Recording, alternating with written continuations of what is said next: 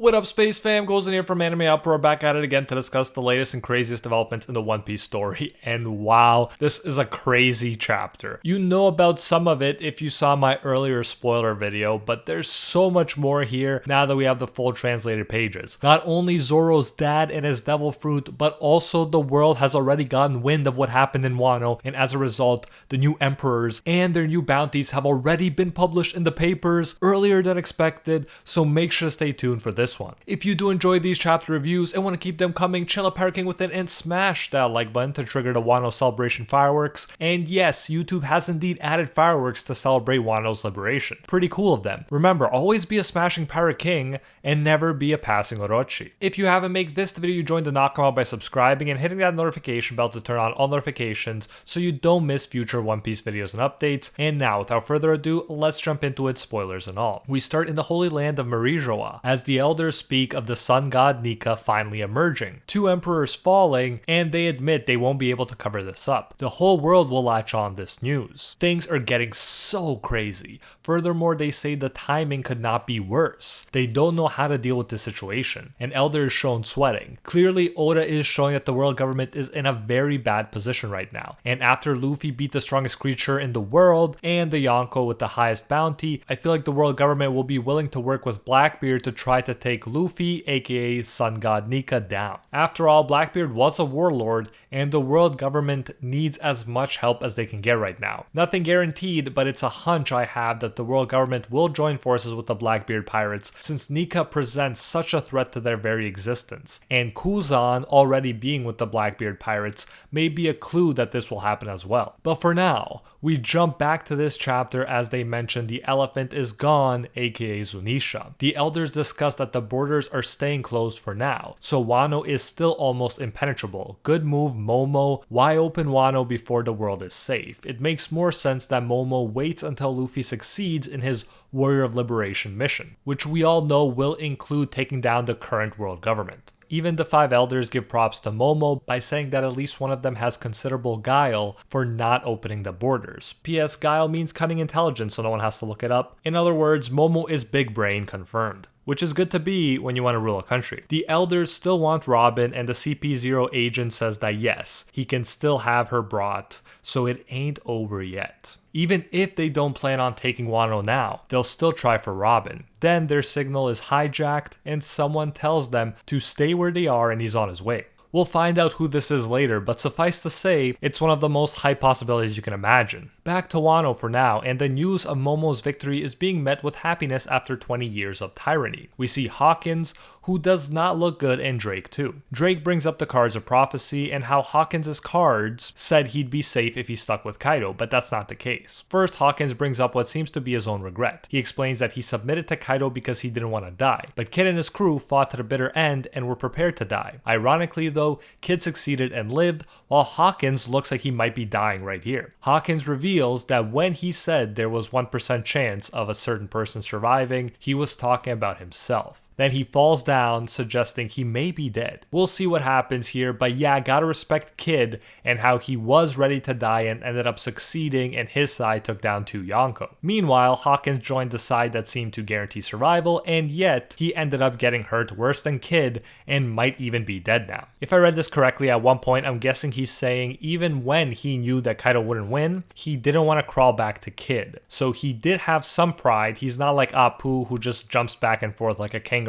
Doesn't matter what's going on, doesn't matter how many times he has to jump back and forth. Still, out of those 3, you gotta respect Kid the most. I love that red-haired dude. We jump forward 7 days. Momo decreed there will be another festival. History lessons are underway and they are teaching the kids about Odin. This is cool because before they were being brainwashed by Kaido and Orochi approved education material, but now they can reclaim their true history. It's true what they say, history is written by the victors, and Oda is showing that right here. It's clear, as I've been saying, that we've been witnessing history in the making, and now the kids know about how Hiyori and Denjiro remain loyal and continue to help the cause all this time. Luffy also gets credit described as a warrior known as Joy Boy. They are under the impression that he's no longer in the country though. Luffy's heroism is compared to the legendary god of the blade, Shimotsuki Ryuma, one of Zoro's famous lookalikes and ancestors. He earned the title of Sword God and slayed dragons. At the Eternal Graves in Ringo, they're building another shrine on a hill overlooking the Flower Capital, just like the god of the blade Ryuma. There it is again, they're emphasizing Zoro's ancestor twice in a short period of time. Now make sure to remember this for what happens later in the chapter because it will be very important. Kinemon and Kawamatsu speak about how they will put Oden to rest here and surround him with his allies, including Yasu,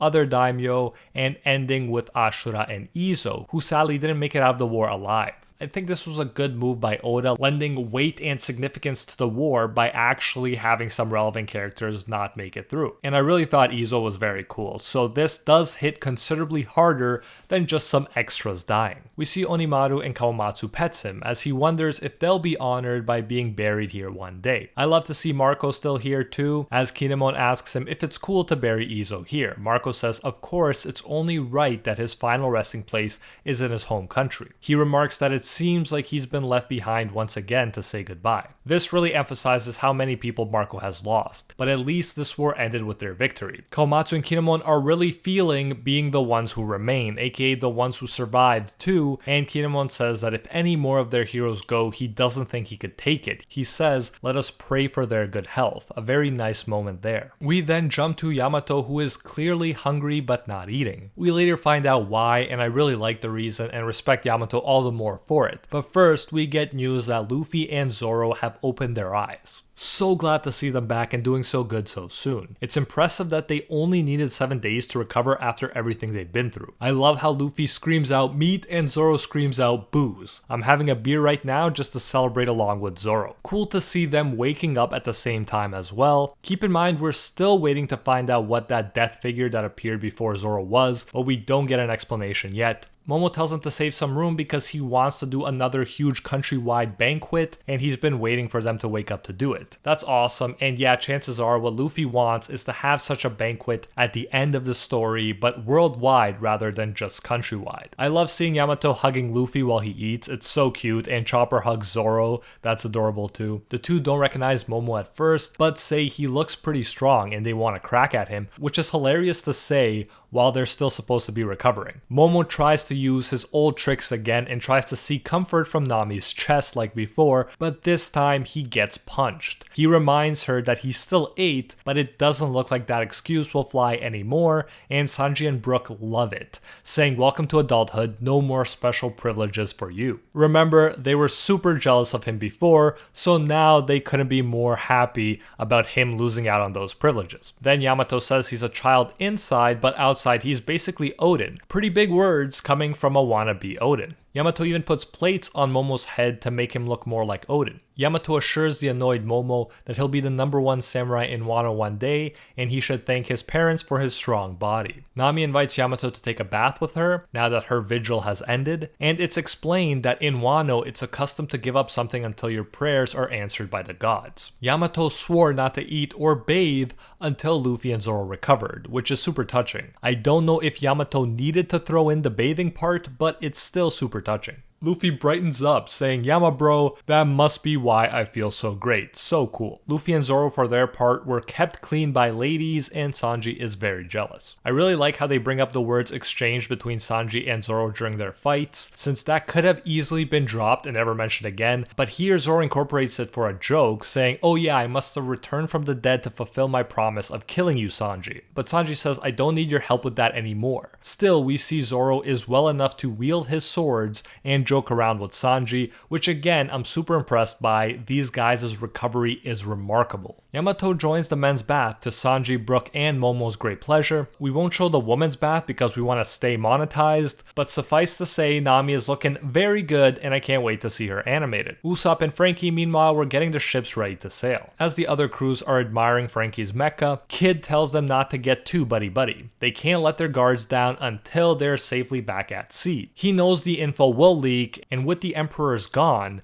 they're gonna have the biggest targets on their backs. And Law agrees while his crew speculates how Law's bounty will be raised by an unthinkably large amount. This is what I love. Oda knows how much we love bounties, and he's really hyping it up all the more here by even having characters in the story get hyped over it. Apu and his number are here too. You know he switches sides, so not surprising he didn't go down with Kaido. Apu acts like he doesn't know how it was leaked, but says it was leaked, while in actuality it is obvious to the others that he leaked the information himself. And then, it's too good to be true, he actually has the newspaper with the new bounties. He drops it in front of Kid. As if that wasn't good enough, he also mentions that their updated bounties and the names of those who have been newly dubbed Emperors of the Sea are there. There is more of a focus on Kid than Law here, and if you watch my new generation of Yonko vid, then you know it's probably because Kid is gonna be a new Yonko. So Oda is signaling him out specifically right here. I'll laugh if Apu leaked false information and he takes full credit for beating Kaido, but that's hopefully not gonna happen. Then the other hype moment, very hype moment happens.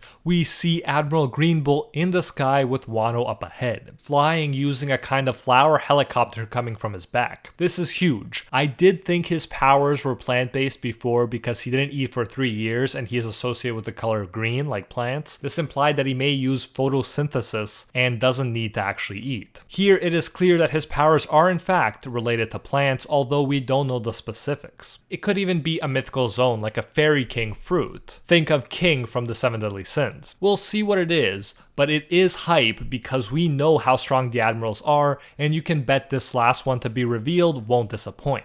Also, if you didn't know, in all likelihood, he's Zoro's dad. I explained this in more detail near the end of my Zoro's Father and His Devil Fruit Explained video, link in the description. Long story short, we had 2 mentions of Zoro's ancestor here in this chapter. I speak of course of the god of the blade, Ryuma. Then Zoro woke up, and now his likely dad is coming towards him. I cannot wait to see how this Zoro focused arc wraps up for him, and I'm so glad after he shined so much already, Oda is still giving him more of a focus like this. To me, all of this is clearly leading up to Green Bull being Zoro's father. Another joke people were making in the previous video was that Green Bull, like Zoro, would get lost on his way to Wano, and it does seem like his people are worried about this. As they say, tell me your exact position, be more specific. Sounds like they're dealing with someone who tends to get lost to me.